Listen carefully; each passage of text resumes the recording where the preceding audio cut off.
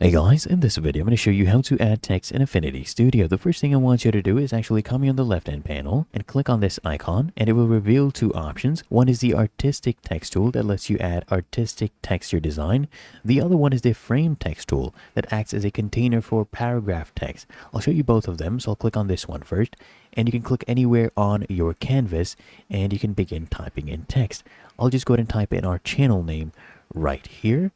And you can go ahead and change the font. You come here at the top and you can choose from any of these font families. And depending on what you choose, you will not have other options to stylize them. For example, if I choose this one right here, which is Berlin Sans, it allows me to make this bold, for example, as you can see. And I can also go ahead and change the size from right here. Let's do 72, for example. If you want to change the color, just highlight the text. Then here you'll see appearance. You can change color from here as well if you prefer it this way. This is for the stroke. And if I change this and I switch it to the main color, as you can see, I can change the color of that as well. And you can choose this from appearance. We'll go ahead and just make this one a shade of pink right here. And stroke, you can also change the width of this. So if you want to increase the stroke, you can do that as well. I'll leave this one at 2 points.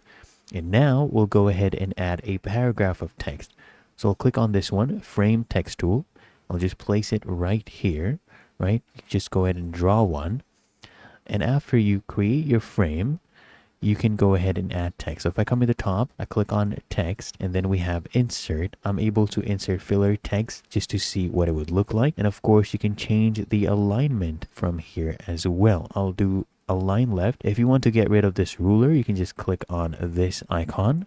And of course, you can adjust the font and the rest from here as well. If you like any font, you can go ahead and favorite that font family, and you'll see it here under favorites for later on.